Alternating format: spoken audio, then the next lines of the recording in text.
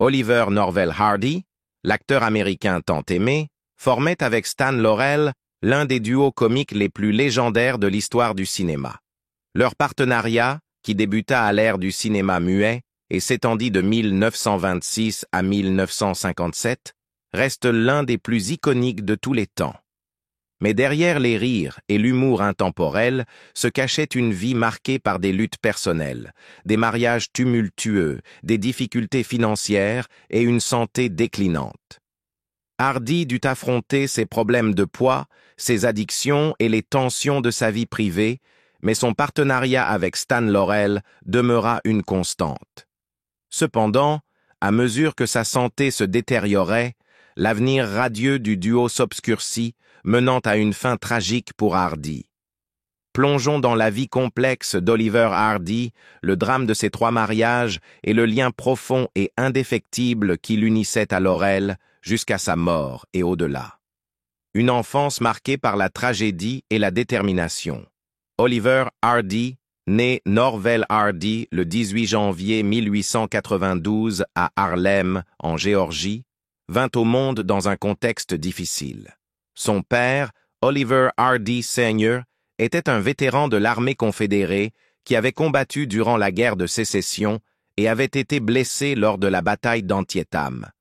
Après la guerre, il devint cultivateur de coton, puis percepteur d'impôts pour le comté de Columbia, en Géorgie. Malheureusement, Oliver Sr. mourut alors que Hardy n'avait que 10 mois, laissant sa mère, Emily Norvell Hardy, s'occuper seule de lui et de ses 4 frères et sœurs aînés. L'absence de son père et les difficultés financières de sa mère façonnèrent profondément son enfance. Emily, femme résiliente et débrouillarde, subvenait aux besoins de sa famille en tenant un hôtel. Sa force et sa détermination servirent d'exemple à Hardy, qui développa ces mêmes qualités tout au long de sa vie. Malgré leurs moyens limités, Emily s'efforça d'offrir à ses enfants une éducation, même modeste. Cependant, Hardy ne montra que peu d'intérêt pour les études. Il fréquenta plusieurs établissements, dont la Georgia Military College de Milledgeville et le Young Harris College en Géorgie du Nord, mais sa véritable passion était ailleurs. Dès l'âge de 8 ans, il manifesta un goût prononcé pour la scène et participa à des spectacles de minstrel, où son talent pour le chant se révéla. Consciente de son don, Emily l'envoya à Atlanta pour étudier la musique et le chant avec Adolph Dam Petersen. Mais Hardy, d'un tempérament rebelle, préférait chanter au théâtre Alcazar plutôt que d'assister à ses cours, gagnant 3,50 $ par semaine en se produisant devant le public.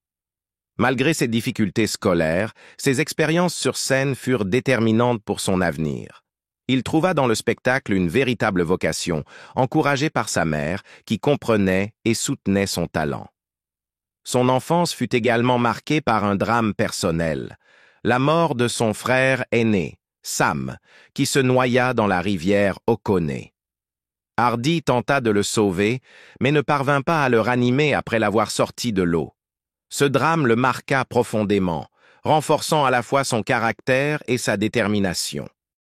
Au début des années 1910, Hardy se passionna pour le cinéma naissant. En 1910, un théâtre appelé The Palace ouvrit ses portes à Milledgeville, en Géorgie, et Hardy y occupa divers postes, projectionniste, vendeur de billets, concierge et même gérant. Son intérêt pour le cinéma grandit rapidement, au point qu'il se persuada qu'il pouvait surpasser les acteurs qu'il voyait à l'écran. Sur les conseils d'un ami, il partit pour Jacksonville, en Floride, où de nombreux films étaient produits. En 1913, il s'y installa et commença à travailler la nuit comme chanteur dans des cabarets et des spectacles de vaudeville, tout en occupant divers emplois dans la journée au sein de la Lubin Manufacturing Company. L'année suivante, Hardy fit ses débuts au cinéma avec son premier film, Outwitting Dad, tourné pour le studio Lubin. D'abord crédité sous le nom de O.N. Hardy, il adopta rapidement le surnom de Babe, qui devint son nom de scène. Il apparut dans plusieurs autres films de Lubin, dont Back to the Farm, sous le nom de Babe Hardy. Mesurant 1,85 m et pesant environ 136 kg, Hardy fut souvent cantonné à des rôles de méchant en raison de son physique imposant. Cependant, il participa également à des courts-métrages comiques où sa silhouette massive était exploitée à des fins humoristiques. En 1915, il avait déjà tourné 50 courts-métrages pour Lubin avant de rejoindre d'autres studios à New York, notamment Pathé, Casino et Edison Studios. De retour brièvement à Jacksonville, il travailla pour la Vim Comedy Company, mais après avoir découvert que les propriétaires détournèrent de l'argent des salaires, il quitta l'entreprise pour rejoindre King Bee Studios, qui avait racheté Vim. Là, il collabora avec Billy West, un imitateur de Charlie Chaplin, et l'actrice Ethel Burton. Il continua à jouer des rôles de méchants dans des films comiques au début des années 1920. Souvent en s'inspirant d'Eric Campbell, célèbre antagoniste des films de Chaplin. La naissance du duo légendaire Laurel et Hardy. Entre 1916 et 1917, Oliver Hardy a réalisé ou co-réalisé 10 courts-métrages. Cependant, c'est au début des années 1920 qu'il a apporté ses contributions les plus significatives au cinéma, notamment avec sa collaboration croissante avec Stan Laurel. En 1921, ils apparaissent ensemble dans The Lucky Dog, où Hardy joue un voleur tentant de détrousser le personnage de Laurel. Bien qu'ils ne collaborent pas immédiatement après, cette première rencontre pose les bases d'un partenariat légendaire.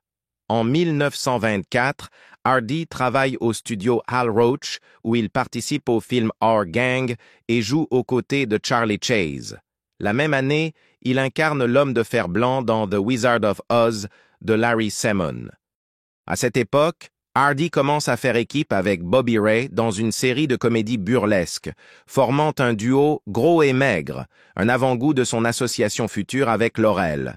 En repensant à ses rôles, Hardy déclarera en 1954 « Bobby était toujours celui qui prenait les coups.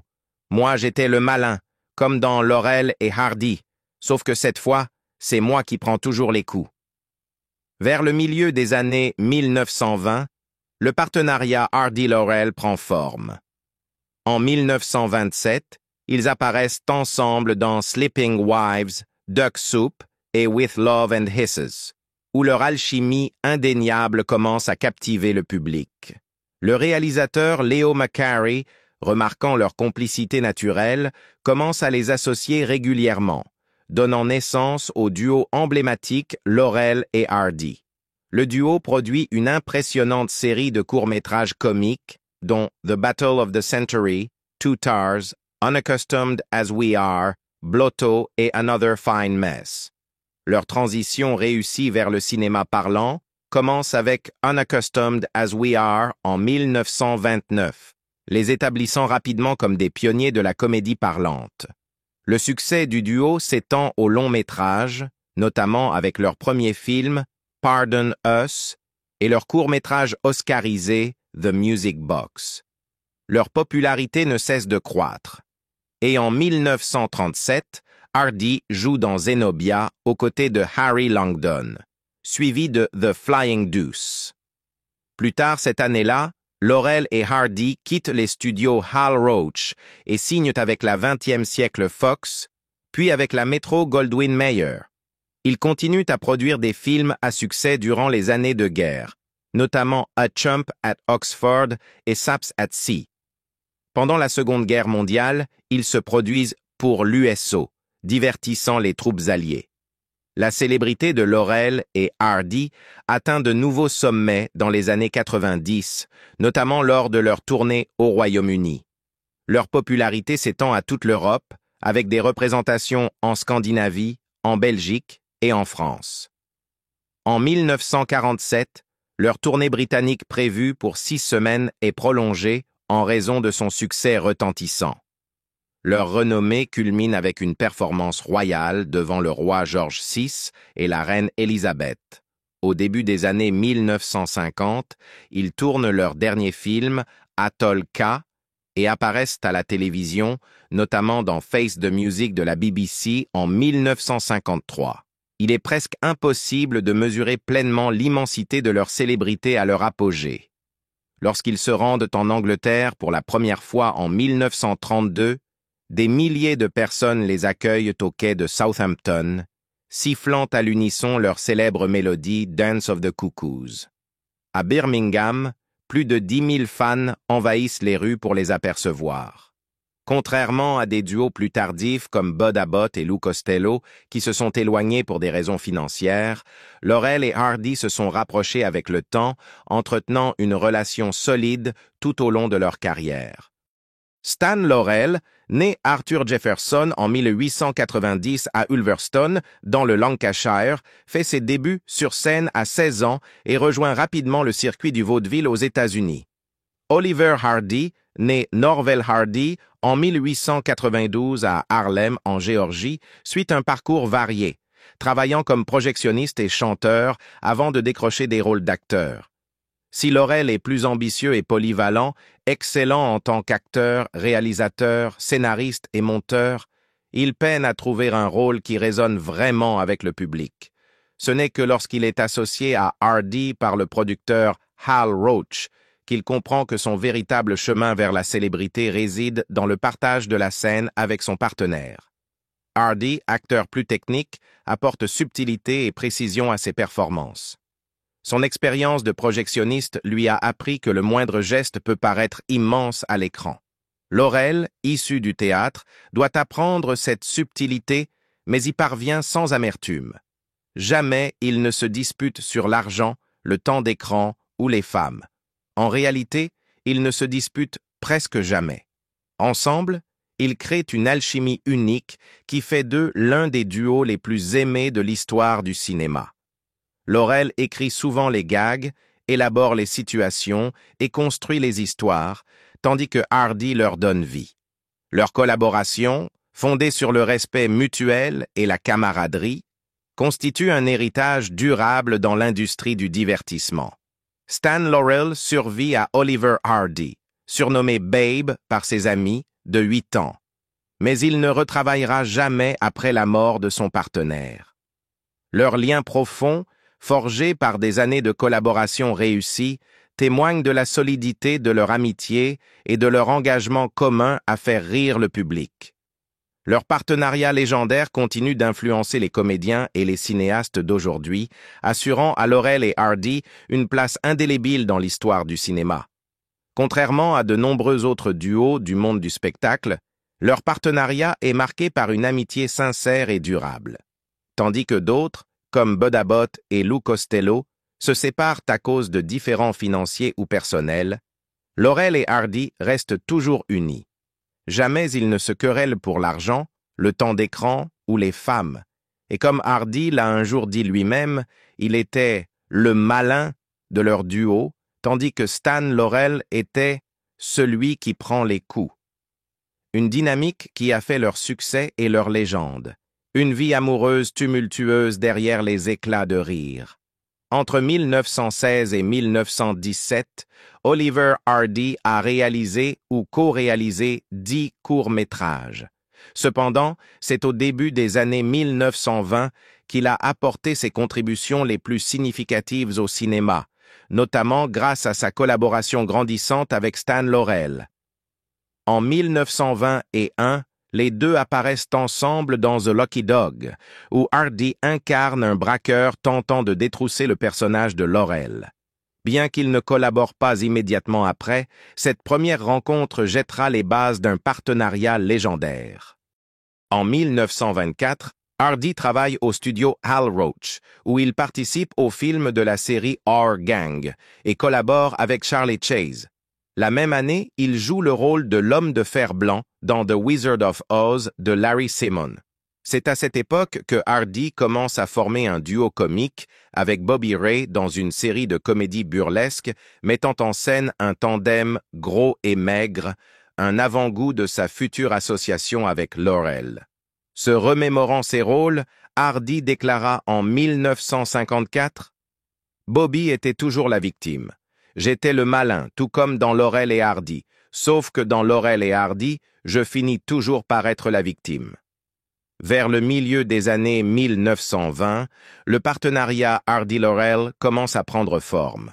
En 1927, ils apparaissent ensemble dans Sleeping Wives, Duck Soup et With Love and Hisses, où leur alchimie indéniable capte l'attention du public.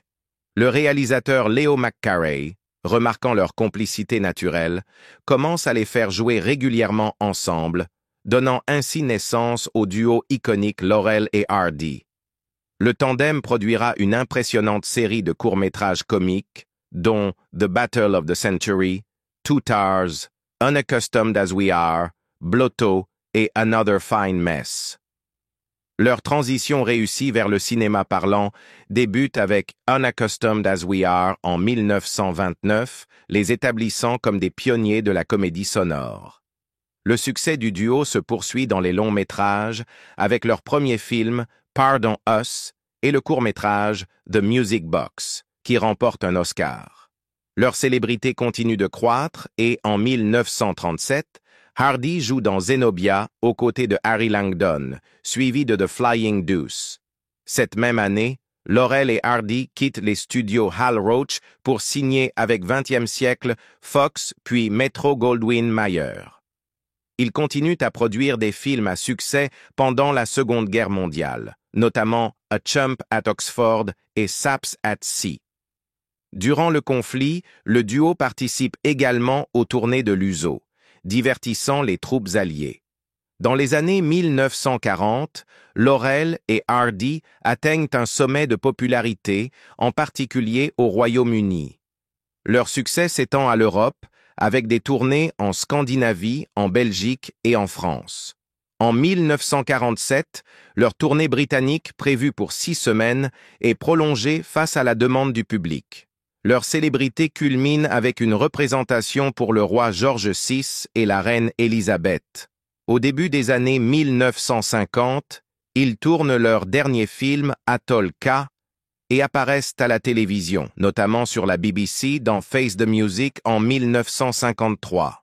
Il est presque impossible de mesurer l'ampleur de leur gloire à son apogée.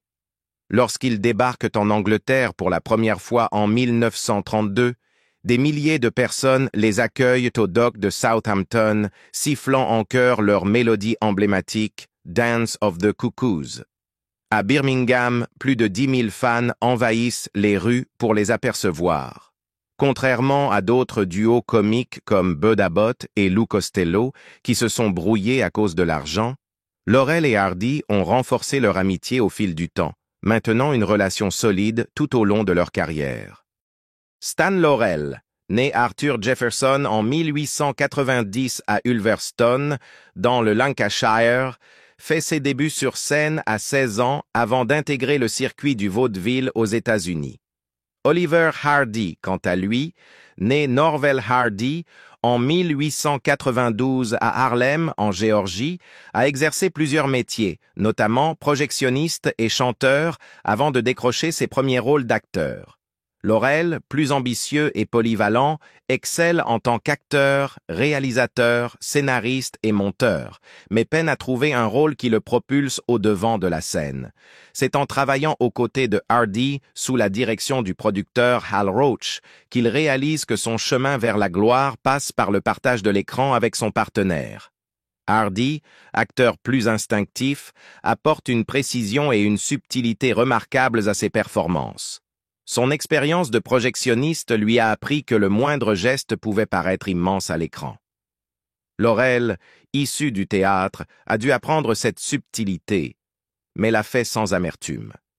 Il n'y a jamais eu de rivalité ou de dispute entre eux pour l'argent, le temps d'écran ou les femmes. En réalité, ils se sont très rarement disputés. Ensemble, ils créent une alchimie unique qui les inscrit parmi les duos les plus aimés de l'histoire du cinéma. Laurel écrit souvent les gags, imagine les situations et élabore les histoires, tandis que Hardy les incarne avec brio.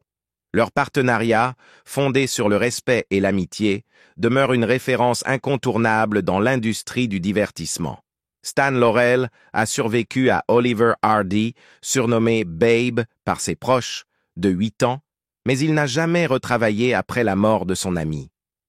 Ce lien profond forgés par des années de collaboration fructueuse, témoignent de la force de leur amitié et de leur engagement à faire rire le public. Leur duo légendaire continue d'influencer les humoristes et les cinéastes d'aujourd'hui, assurant à jamais leur place dans l'histoire du cinéma. La vie d'Oliver Hardy en dehors des plateaux de tournage était bien éloignée du personnage jovial et insouciant qu'il incarnait aux côtés de Stan Laurel.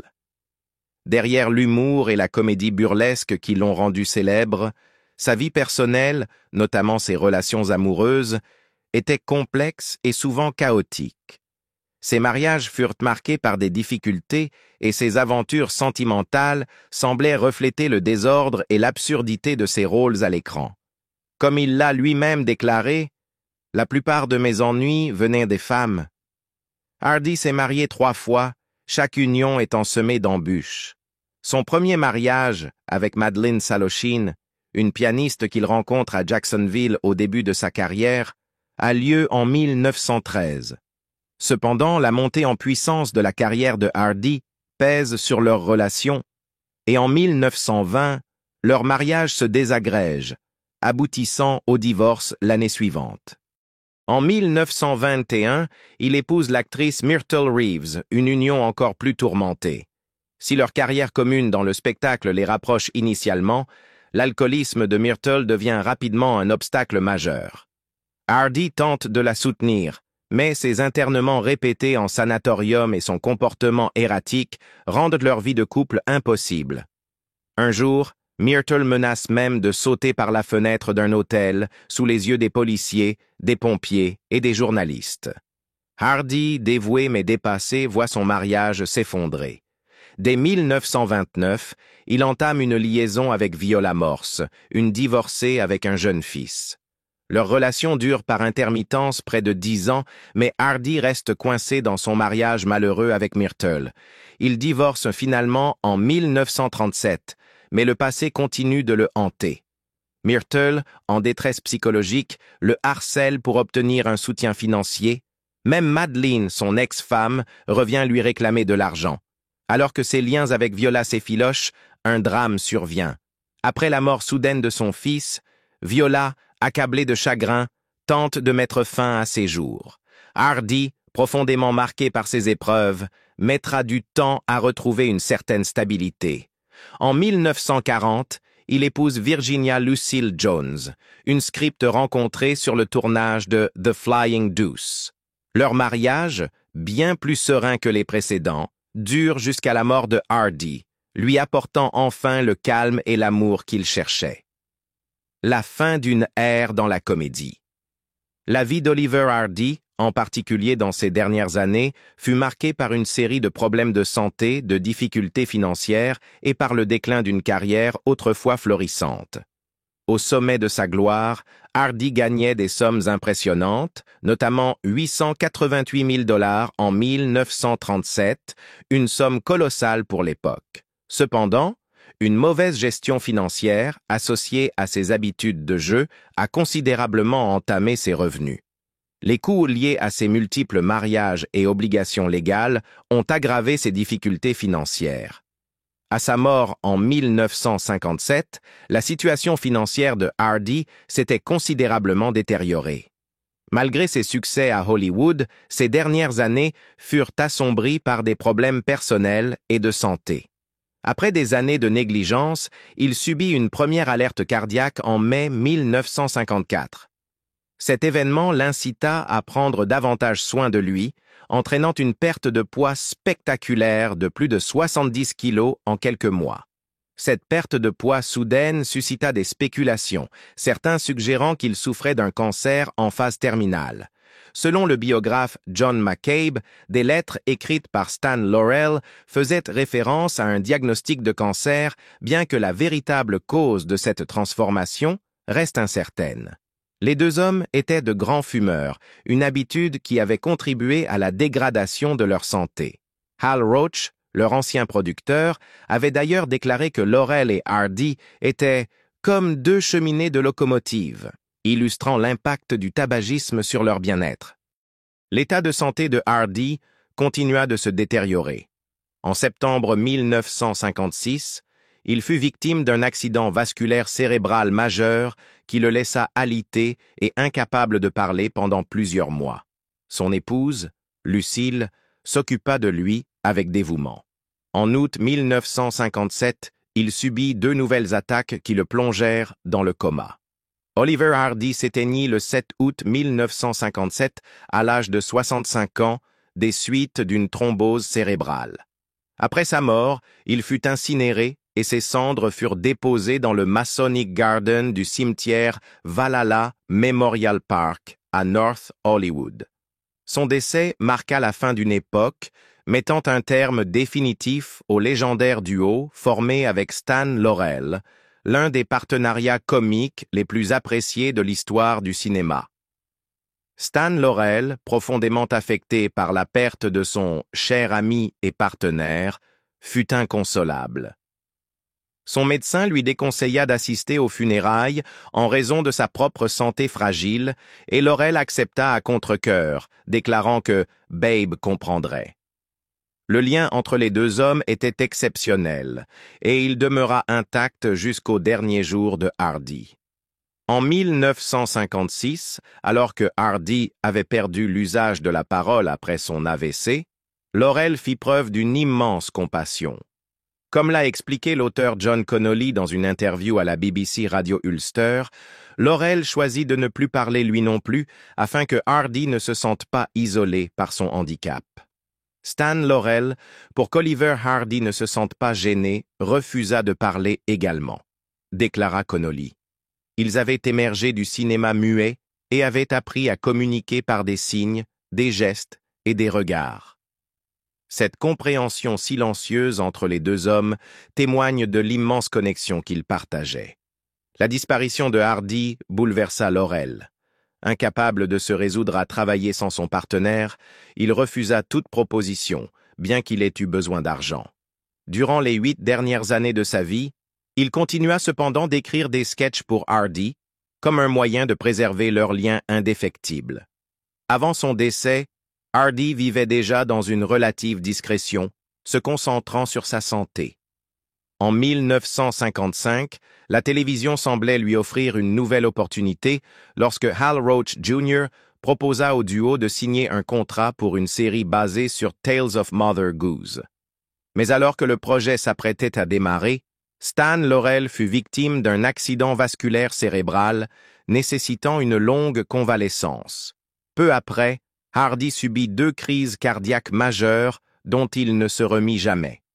Le projet fut abandonné et la santé de Hardy continua à décliner jusqu'à son décès en 1957. La mort d'Hardy fut un choc pour le monde du spectacle. Le duo Laurel et Hardy avait connu un succès phénoménal, non seulement aux États-Unis, mais aussi à l'international. Lors de leur première tournée en Angleterre en 1932, l'accueil du public fut impressionnant. Des milliers de fans se rassemblèrent sur les quais de Southampton, sifflant en chœur leur célèbre musique Dance of the Cuckoos. À Birmingham, 10 000 personnes envahirent les rues pour apercevoir les 2 comédiens. Leur renommée s'étendait bien au-delà du Royaume-Uni, avec des représentations en France, en Belgique et en Scandinavie. La disparition de Hardy marqua aussi la fin d'une époque iconique dans l'histoire du cinéma.